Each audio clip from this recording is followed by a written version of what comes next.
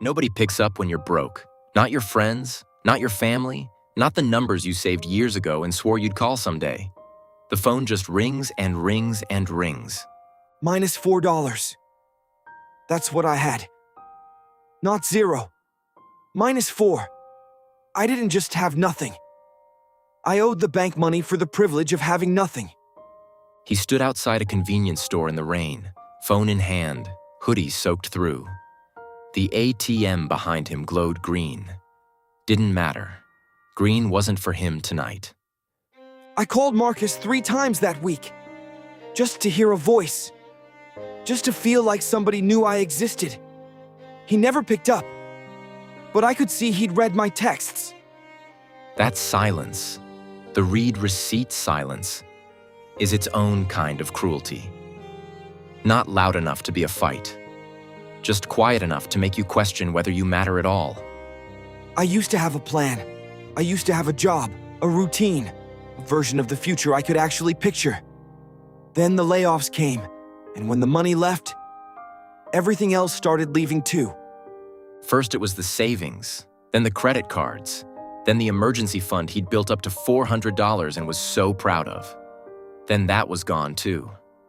Every safety net one by one until there was nothing left to catch him. I went to the bank, sat across from a woman in a blue vest who looked at her screen and not at me. She said I was high risk. She offered me a loan at 34% interest, like they were doing me a favor. He took the paperwork, folded it, put it in his pocket, walked out into the daylight and felt, for the first time in his life, like the system had looked him dead in the eye and said, "You are not one of us." The worst part wasn't the money. I want you to understand that. The worst part was the silence. The way the invitations stopped coming. The way people stopped texting back. The way I started apologizing just for taking up space in a conversation. Money is quiet when it leaves. It doesn't make a dramatic exit. It just slowly removes you from the rooms you used to be in, from the plans people make, from the version of yourself you thought you were building toward. I worked a double shift that Saturday, 12 hours. Came home and sat on my bed with my shoes still on. Didn't eat. Didn't cry. Just sat there, in the dark, staring at a wall. This was the lowest point. He didn't know it then. You never do. But looking back, this was it.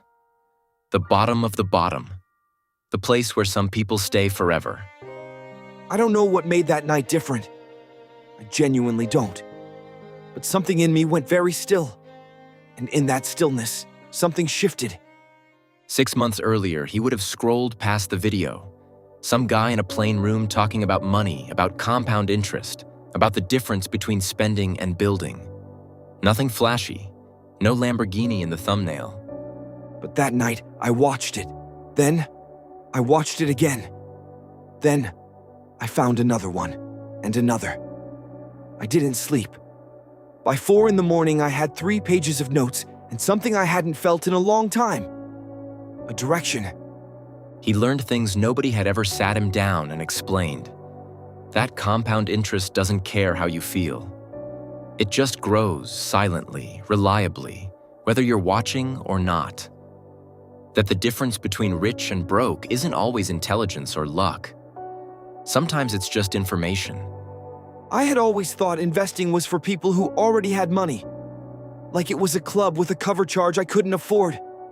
I was wrong. It wasn't a club. It was a ladder. And nobody had ever shown me where it started. He got a second job. Nights at a warehouse on the edge of the city. The work was physical, thankless, and paid barely above minimum wage. His back hurt. His feet hurt. He smelled like cardboard and sweat on the bus ride home. But every single paycheck, before rent, before food, before anything, I moved $50 into an account I swore I would never touch. $50. That was my whole strategy. That was everything. He started selling things, the gaming console, clothes still in their bags, a Bluetooth speaker, a birthday gift still in the box. He photographed everything carefully and mailed packages from the post office on his lunch break. I stopped buying coffee. I started cooking real meals. I canceled 4 subscriptions I'd forgotten I had. And I started looking at every single dollar differently, like it was either working for me or working against me. There was no neutral anymore. He read obsessively, hungrily, like a man catching up on something he'd been denied. The Psychology of Money, Rich Dad, Poor Dad.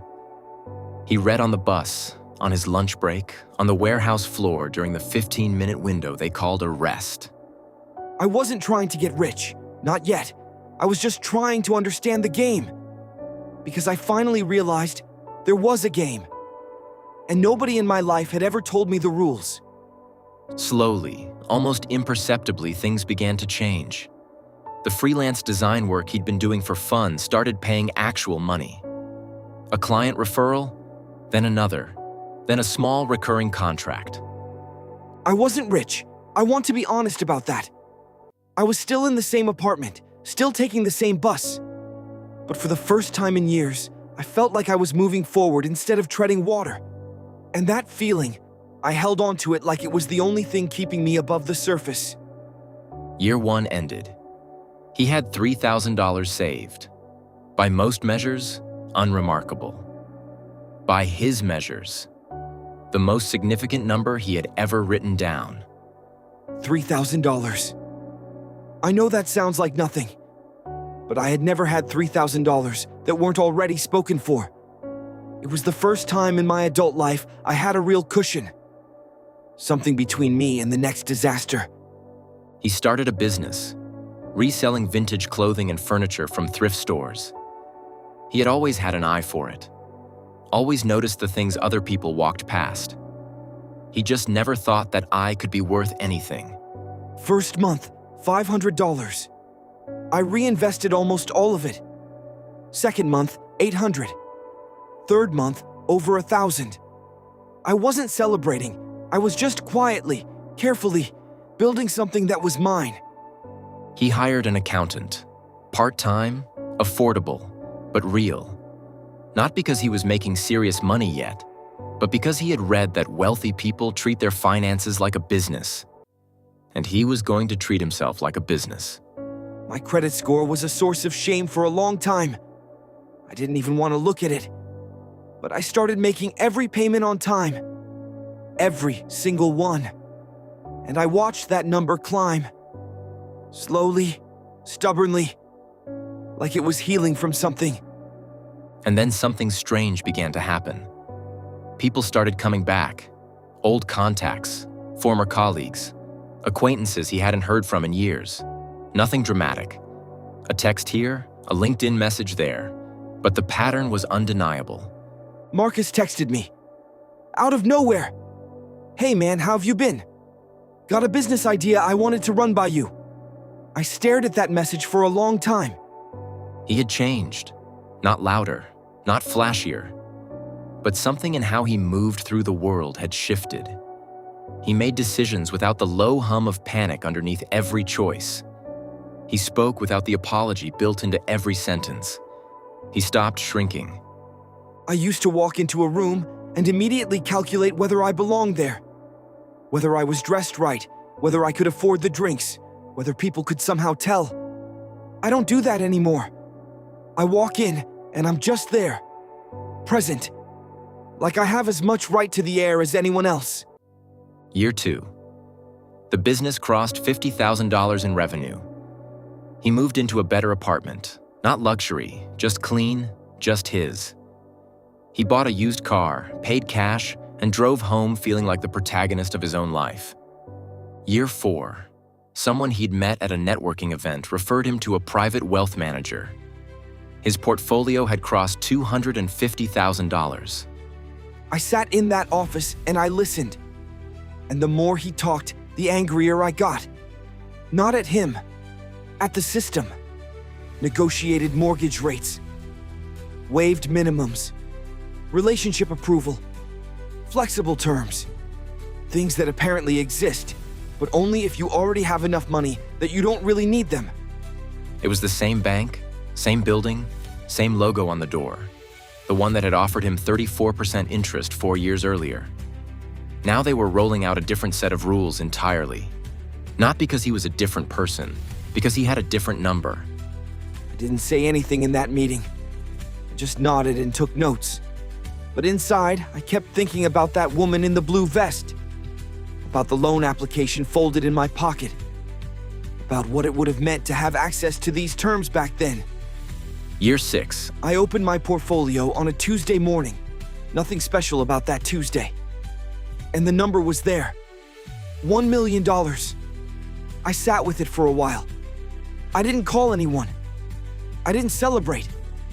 I just sat with it. And then his phone started ringing. Marcus called 4 times that week. An old manager emailed, very professional, very warm, asking if I'd be open to a consulting conversation. A girl I liked in college sent me a message saying she'd been thinking about me.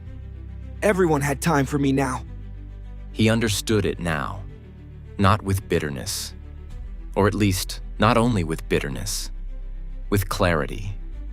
The way the world responds to you is not just about who you are. It is about what you represent, what you signal, what people believe you are capable of giving them. I didn't answer Marcus. That wasn't revenge. I'm not interested in revenge. It was just that I finally understood something. The people who show up when the number is big were never really there for me. They were there for what the number meant, and I had spent too many years confusing the two. Money doesn't change who you are, but it changes how the world sees you. And when the world sees you differently, when doors open without you having to force them, when people lean in instead of looking past you, it changes what is possible for you, whether you asked for that or not. I think about that night outside the convenience store a lot. -$4. Rain coming through my hoodie. Nobody picking up. I think about how close I came to deciding that was just going to be my life. He didn't accept it. Not because he was special, not because he had something others don't, but because one night, at the bottom of everything, something in him went still enough to hear a different possibility. The system isn't fair. I'm not going to stand here and tell you it is. The rules are different depending on how much you have. The access is different. The treatment is different. I lived on both sides of that line, and I am telling you, it is not the same world. But here is what he also learned. The game has rules, and the rules can be learned. Not from school, not from your parents, if they didn't know either. But they exist. They are findable. And once you know them, you can play. You are not your bank account. I need you to hear that first. Whatever number is on your screen right now, that is not your worth. That is not your ceiling. That is just where you're starting from. But your bank account is speaking for you. In rooms you haven't entered yet. In conversations happening without you. In the split-second judgments people make before you've said a word. Build it accordingly. Not for them. For the version of yourself that deserves to walk into those rooms. If you're in that -$4 moment right now, if you're sitting in the dark with your shoes still on and nobody picking up, I just want you to know, I was there. Exactly there. And it is not the end of your story. Not even close. The phone will ring. Build something real and it will ring. Just make sure that when it does, it's on your terms.